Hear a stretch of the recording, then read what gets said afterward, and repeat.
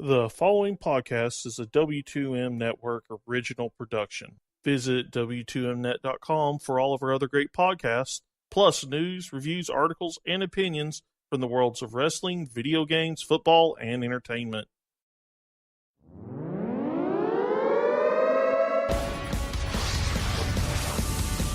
Wrestling to the Max, Smackdown, Review.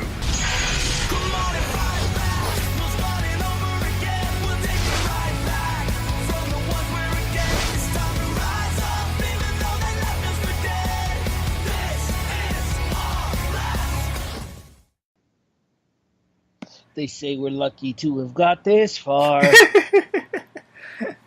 Oh, wait, we're starting? Son of a bitch! All right. Yes, the opening for SmackDown is catchy. We know.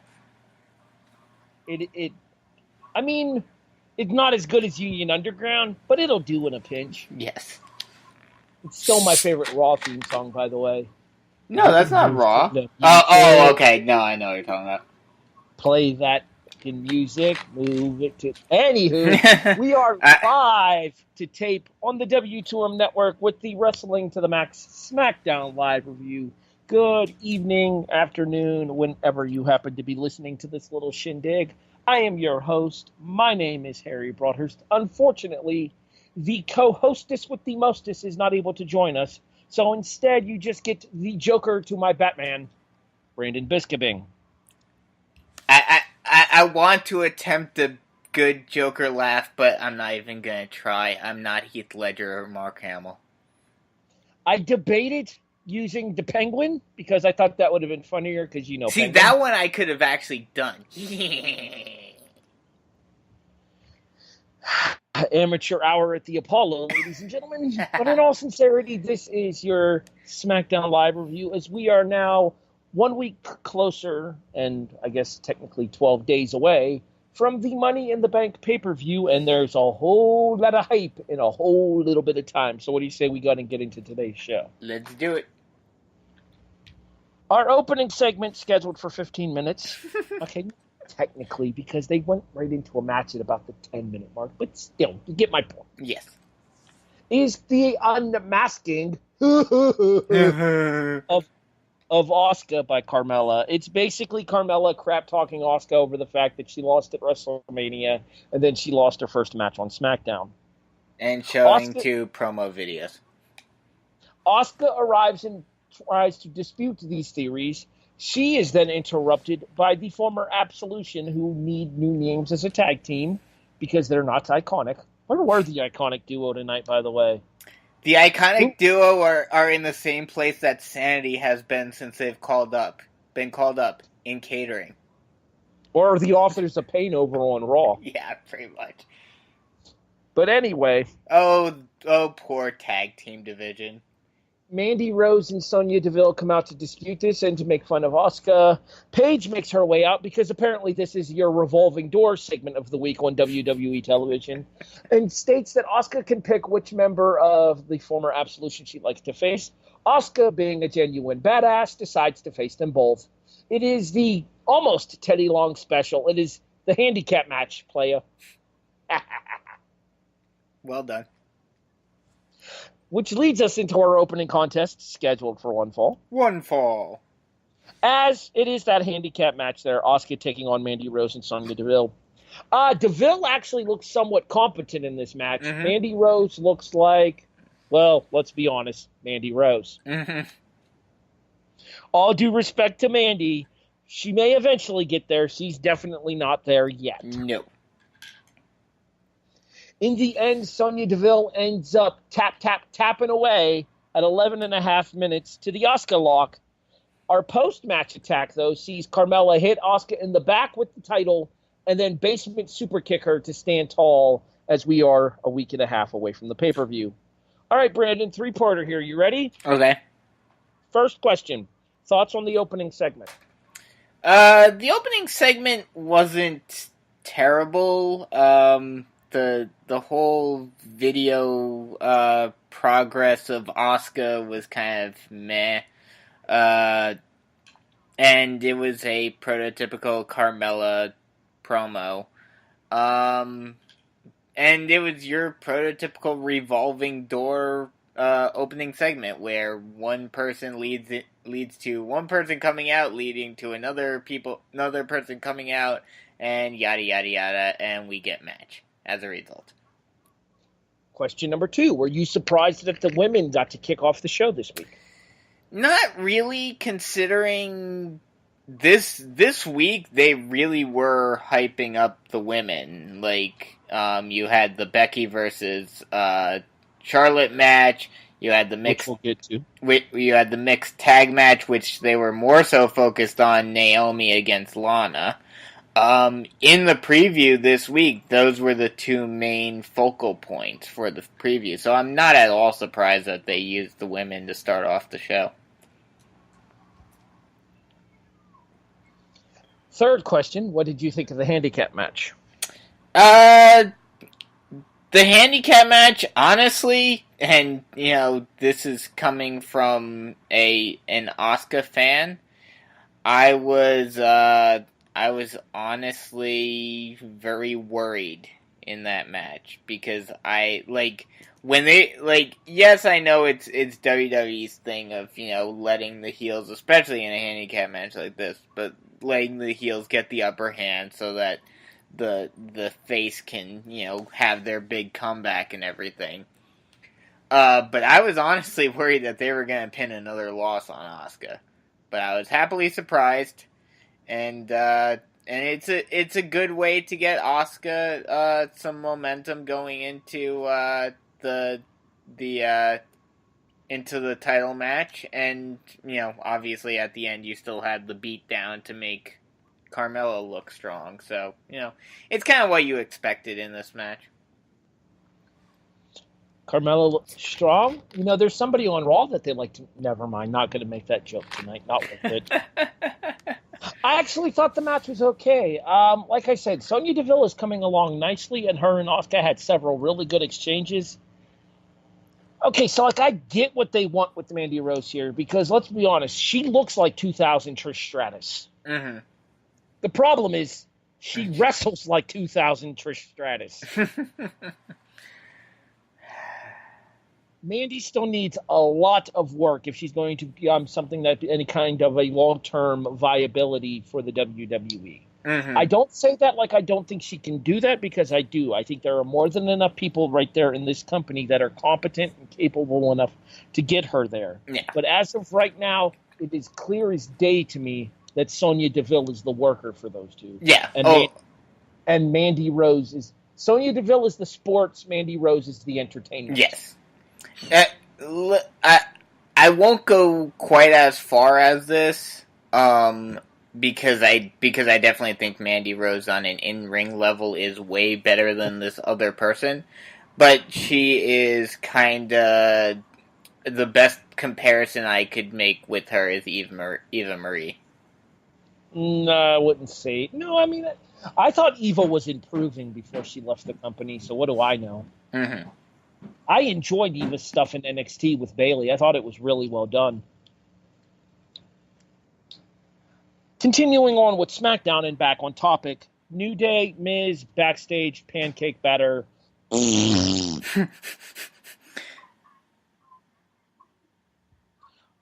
Anything to add here? Because I got nothing for that garbage. I mean, it was a funny segment. No. I actually kind of popped, and I actually I'm cringing at the fact that I have to say this, but I actually gave Miz a little bit of respect for his Karate Kid reference in the beginning of this segment.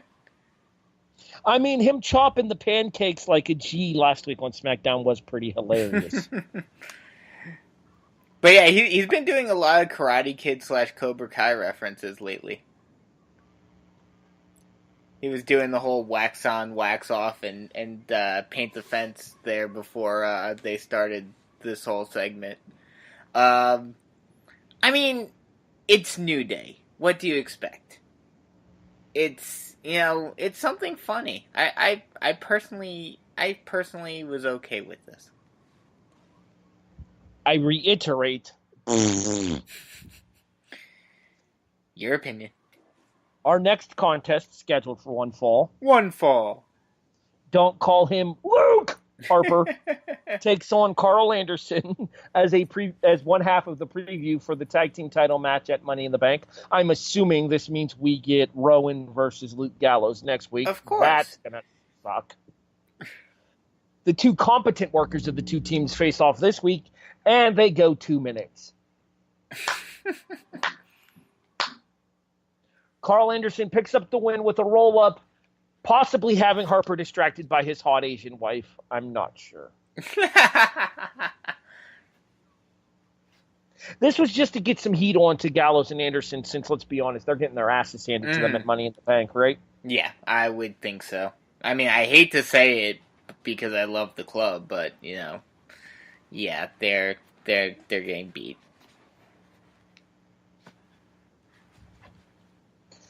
Moving on.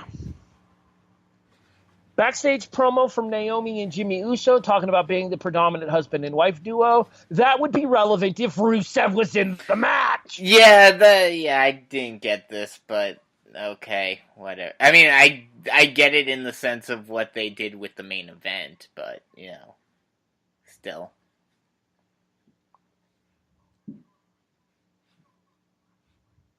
Anyways, that leads us to our next contest, scheduled for one fall. One fall. Mixed match challenge tag team action. Player. Come on, admit it. That's a great joke there. Yes, it is. As Naomi and Jimmy Uso take on Lana and Aiden English, and Jimmy Uso selfishly tries to end Aiden English's singing career. You rat bastard. Not funny. Oh, yes, it is. Nope, not funny. Yep. Do not approve. In the end, Uso does pin Aiden English after super kicking him in the throat like a jackwagon at 10.5 minutes. Honestly, I think Lana's coming along a little bit better here. Yeah, she's definitely improving in ring. I think the bigger story to tell out of this is the fact that Lana was as concerned as she was for Aiden after the match. Maybe they're going to start to tease the dissension? They're going to start to tease the dissension in Rusev Day by having Aiden try to take a swing at Lana. Hey, take your shot, man. Yeah, I mean, honestly, that's probably the only way that I see this working. So I have a feeling that's going to be the way this is going to happen, where Lana's, at least for Rusev's taste, is getting a little too close to Aiden, and that's what causes the dissension.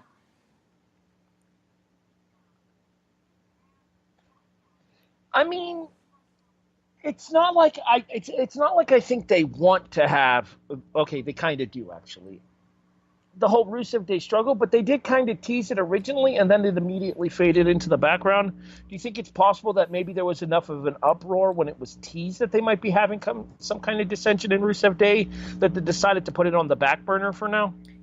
Yes, but that's going to be the issue here with this feud, or with this whole storyline, is that Rusev Day is so over now. And while it is both of them, I feel like the predominant one is Rusev. And I have a feeling, especially with the way, Vince is and everything, I feel like Rusev, once the breakup does happen, they're going to try to make Rusev the heel here. And it's just going to fall flat on its face.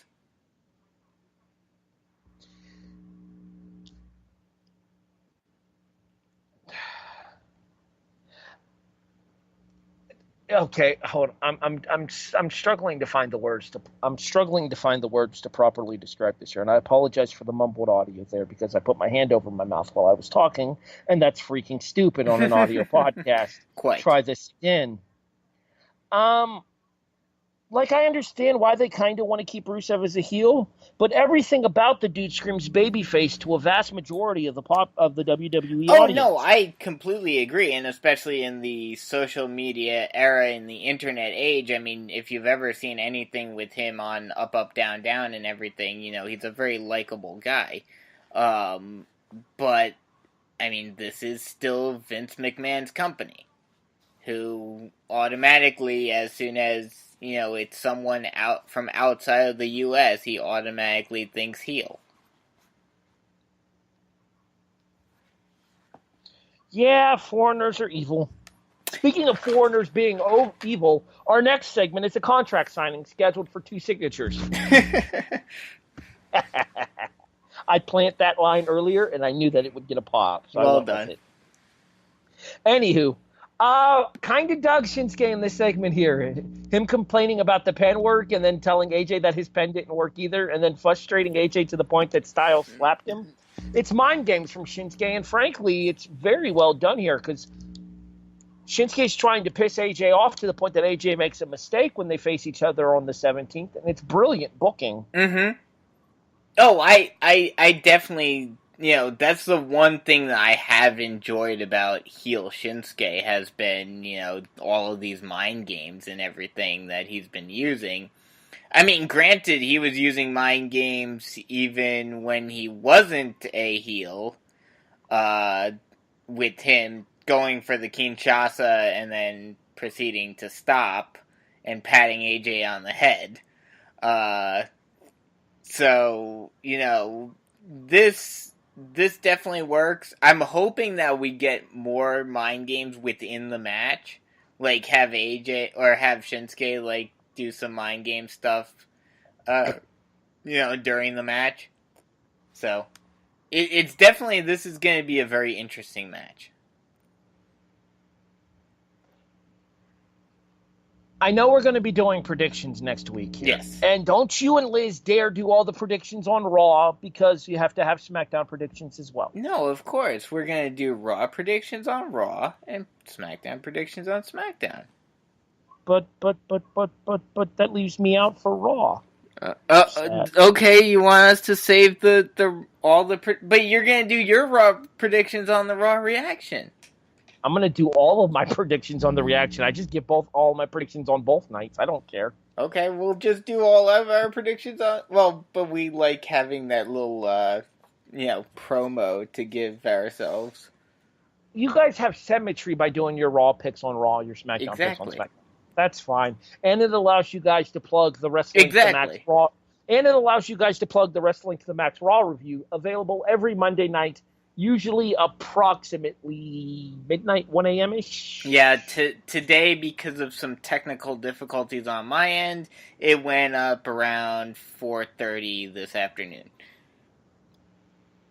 Or you can listen to the Raw reaction live every Monday night at 11:30 p.m. immediately following Raw on the Chairshot Radio Network. Moving on. Our next contest scheduled for one fall. One fall. See Charlotte tapping away the evening to Becky Lynch with the disarmor at 8 minutes and 30 seconds. I mean, Becky had to win this match, right, in order to give her some semblance of credibility?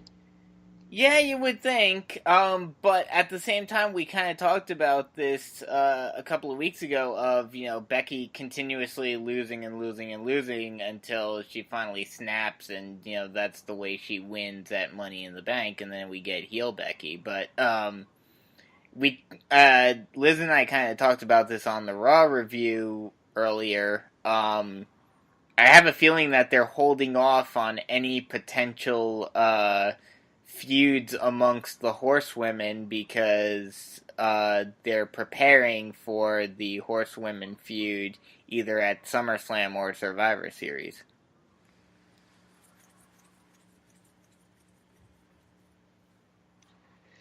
Your thoughts on Charlotte tapping clean here, though? I was honestly surprised because while they're moving away from her as, obviously she's not a number one contender or anything like that, you would still have to say her and Asuka are the two top women on SmackDown right now. So, it's going to be interesting to see how that impacts things. But then again, it's WWE, so wins and losses don't really matter. Impact's on Thursdays. Yes, very well done. Sorry. I I like the fact that Becky picked up the win here, but it's going to be completely irrelevant come the week after Money in the Bank when everybody goes to stop caring about her once again. Yeah. It's unfortunate, but it's a fact of life when it comes to this kind of stuff here. Becky becomes relevant when they need her to be relevant and not otherwise. Yep. Charlotte can take a loss like this to Becky and bounce back immediately because the vast majority of the fans are way more firmly in the pocket of Charlotte than they are in Becky because they are way more invested in what Charlotte's already accomplished as compared to what Becky has done on the main roster. Yes.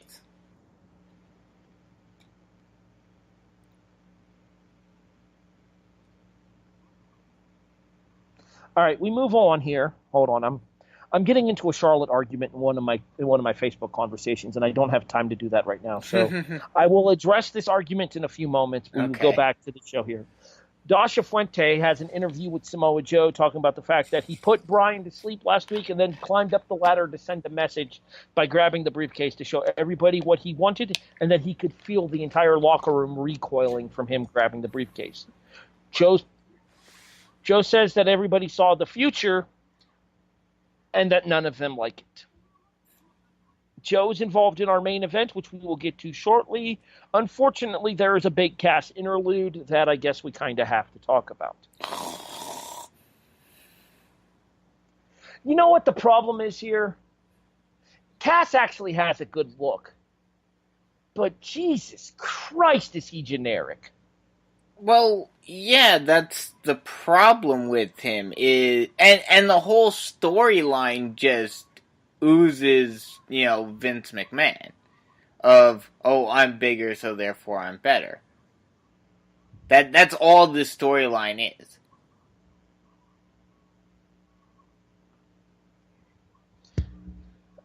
Well, the problem with that is that he's already said that he's already tapped out once clean to Bryan on pay-per-view. They just announced tonight, they made it official, that it will be Cass and Bryan once again at Money in the Bank. Okay, I understand why you're keeping Bryan out of the Money in the Bank ladder match. Yeah. I get it. We've had this conversation on the show a couple of times already. Mm-hmm. There's no reason for a dude with a history of head injuries to be putting himself in a ladder match. Yes. I get it. But that being said, you can't tell me that working with Cass isn't going to be just as much of a headache as dealing with those ladders. No, in all sincerity. You're right. In all sincerity, though, when it comes to this whole Cass situation for Daniel Bryan, the issue that I have with this whole thing is that Bryan is so clearly at a level so much higher than Cass that Bryan isn't bringing Cass up with this storyline. Cass is dragging Bryan down. Yeah. No, I'll agree with that. But, I mean, honestly, the best comparison, although, well, I don't really know which storyline is better. There's two very similar storylines of a guy that, Vince and I'm sure others in creative and higher up and in the higher ups want to push for various reasons. And they're having them feud against a very popular wrestler, and both storylines are falling flat on their face, and it's not because of the guy that it's not because of the guy that the fans like, it's because of the one that everyone or that management wants to push.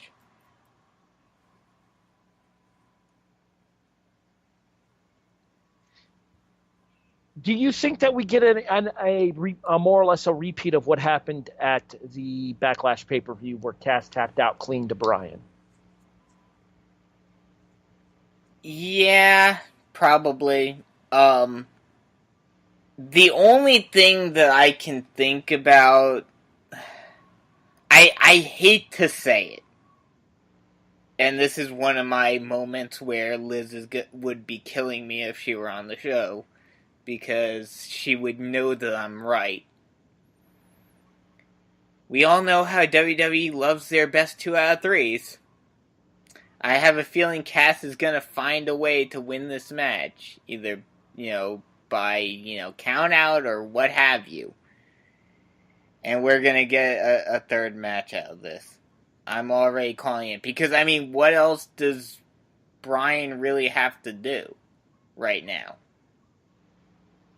Well, with the Extreme Rules pay-per-view coming up, easy for me to say, Jesus. With the Extreme Rules pay-per-view coming up following the Money in the Bank pay-per-view, it really wouldn't surprise me to see them carry this over to some kind of blow-off stipulation match. Yeah. Well, what I could see, honestly, is, especially with what Cass said in the interview, in his interview a couple of weeks ago, with how he tapped just to get out of it, just so that he could beat down Bryan some more. And depending upon how they did the match at Money in the Bank, I could see it being like an I Quit match or something like that. Well, I think you're going to have a bunch of stipulated matches at Extreme Rules that I don't think you're going to have room for an I Quit match. Plus, the I Quit match significantly favors Bryan, so I don't know. Well, of course. I don't know if they put Cass in that kind of a situation. That's true. Do you know the feud that I'm talking about over on Raw that has the very similar feel to this? The big man versus the little man? Yeah. Well, that and where it's just falling flat. Sami and Lashley? Yes, Sami and Lashley. Yeah, and the similarity is also there is that Sami is doing his best to carry Lashley, exactly, kicking and screaming to something relevant. Yep. Lashley is not a bad worker, but he is being written like crap on Raw. Oh yes, he's proven in his recent time with Impact Wrestling that Lashley can still go and go quite well. Well, we had a whole in-depth conversation about this on the Raw review earlier. But it really shows how poorly faces are written in WWE. Yeah, where the hell was Bryan on tonight's show as well? Nowhere to be seen.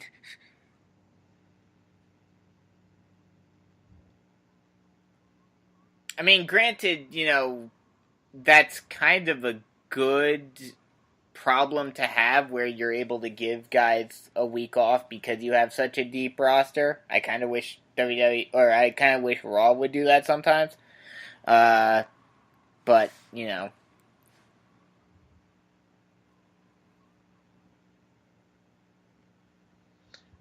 Well, there was talk of like a wrestler's off season. I feel like that's something that could benefit a lot of people in the company. Mm-hmm.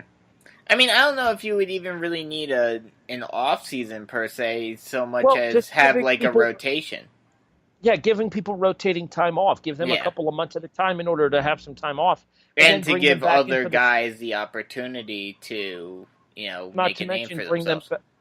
You could also bring them back into the story back into the fold with a fresh story as well. Yes. Something's not working. Okay, kill switch engage. Let's let them have some time off. We'll bring them back when we have something worthwhile.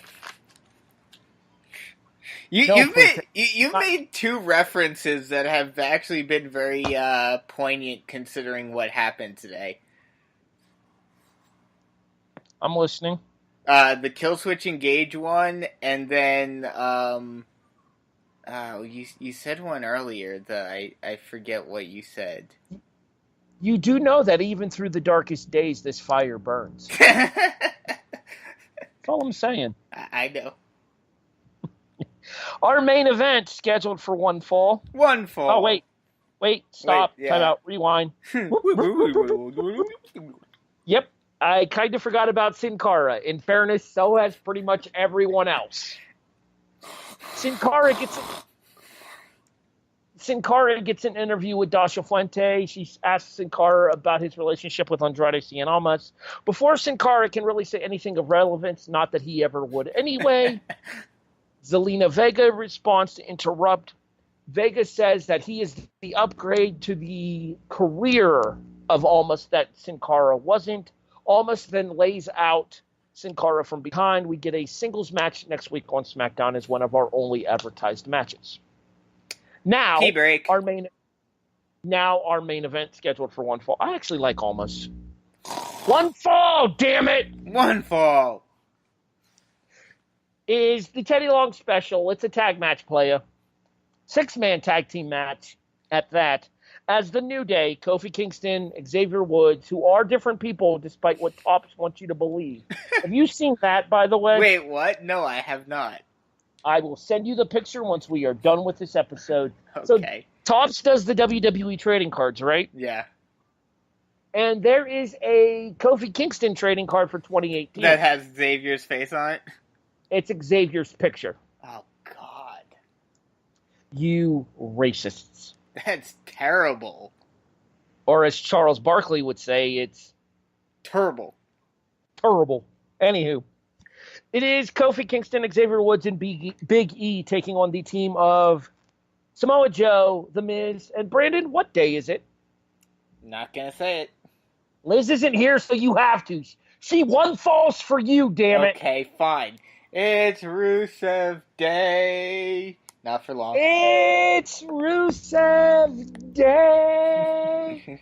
Anywho, 6-man tag team action goes approximately 13 minutes. Rusev and Joe are holding Big E for Miz to throw pancakes at because, of course, this is all about fucking flapjacks.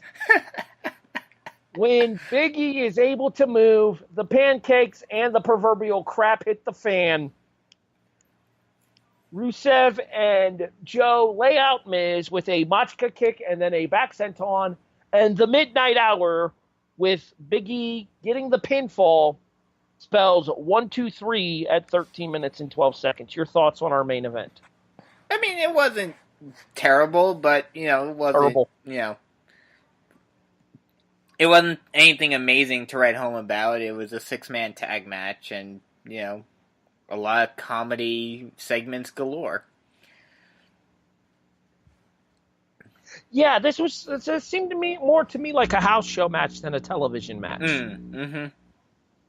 And it's a lot of that has to do with the fact that these guys were kind of having fun in the ring rather than actually having to have, compare this to the 6-man tag team match that the New Day had last week on SmackDown. Yeah.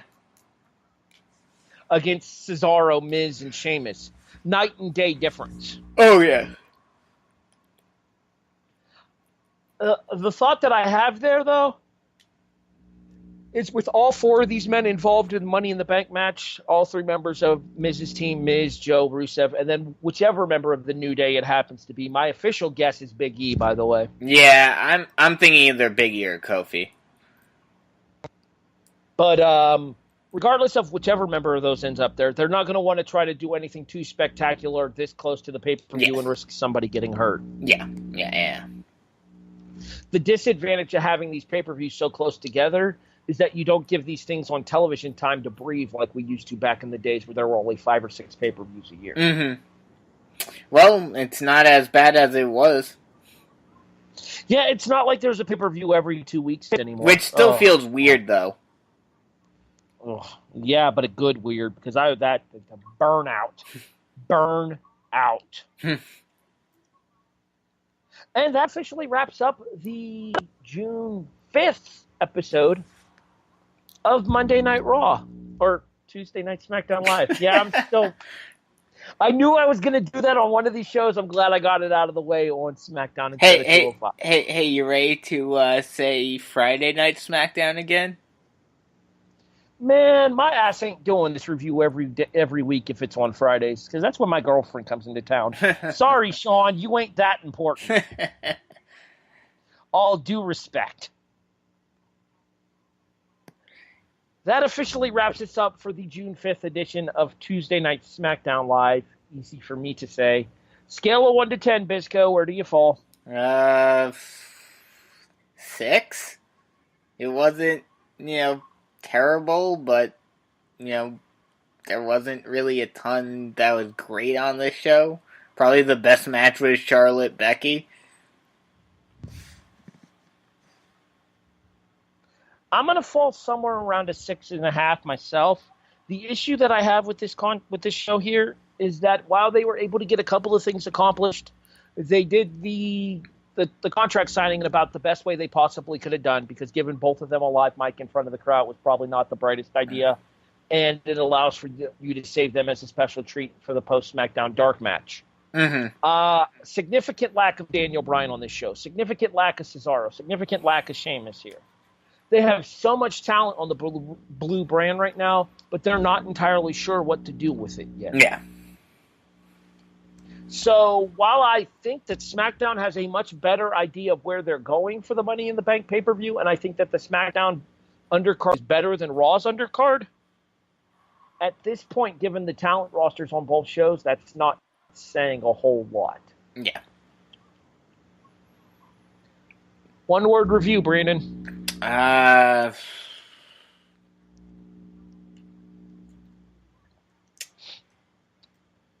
Mediocre. Just like, it wasn't really much here. Nothing really stood out for you on this show. Complacent. Yeah, that's a good one. We're just treading water until we get to Money in the Bank. Depending on where that briefcase ends up, and depending on what they decide to do with Carmella and Asuka, will determine how we go to Extreme Rules, and then by proxy SummerSlam from there. But right now, everything's pretty much set for Money in the Bank, so they're not doing anything to jeopardize what they already have in place. Well, so there's one other person that we did not see on this show at all, and I'm assuming his title is not being defended at Money in the Bank. Well, I think Jeff has some kind of a deal where he gets like every other television show off. Oh, okay. So we may still get a U.S. title match next week. We might. You realize we're looking at a 12-match card already for Money in the Bank, right? Wow, really? Yeah. Oh, damn. Okay, then maybe not. They got a lot of stuff set already. The 2 Money in the Bank ladder matches, the heavyweight title match on SmackDown, the IC title match on Raw, the 2 tag team title matches, the 2 women's title matches, Jinder versus Roman, Bryan versus Cass, Sammy versus Lashley, and I'm forgetting one on SmackDown, and I don't remember what it is. But I know there's another match I'm forgetting on SmackDown, because there's 12 matches total. I just looked at a card yesterday over at 411. I think that's going to wrap us up, Brandon. Yeah. Hey, are you guys doing part 2 of your draft review for Fantasy Football to the Max this week? Yes. Well, tell everybody about that then. Last week we did, we talked about the top quarterbacks and wide receiver, or quarterbacks and tight ends, for the draft moving ahead into the 2018-2019 season. This week we'll do running backs and wide receivers, running down the top guys to look for in your draft. So yeah, be sure to tune in for that. We'll probably record it Thursday night, probably. Either Wednesday or Thursday, either tomorrow or Thursday night, depending upon scheduling and like when we're doing NXT and all of that. So yeah, be sure to tune in for that when it comes out. In addition, the kickoff returns August 8th with new episodes. We will start with our college football preview, where we will predict all of the major conferences and the college football playoff. And then we will be coming back with our AFC and NFC predictions, and our final preview episode will cover the playoffs as well as our predictions for the year-end awards. Playoffs? We talking about playoffs? Playoffs? Thank you, Jim Mora Jr. I appreciate that. Well done. Well done. Nicely done. So, for the absent co-hostess with the mostest, Miss Liz Puglisi, I'm Harry Broadhurst. He's Brandon Biskobing. Thanking you for listening to the Wrestling to the Max Smackdown Live. More of a reminder to myself. Review for June 5th, 2018. The Wrestling to the Max shows are available on the W2M Network, available on all of your fine podcast listening places, iTunes, iHeartRadio, Spotify. Well, maybe Spotify. Eventually. I keep wanting to say Spotify, but we're not sure yet. It's the glacier effect for W2M. Like 3 people will get that reference. Oh, come on. Anyone who watched old school WCW will get that reference. Exactly my point. Like 3 people will get that reference. And we're 2 of them. For Brandon Biskobing, I'm Harry Broadhurst. We're online at W2Mnet.com. Thanks for listening, everybody. We'll catch you next Tuesday with our predictions.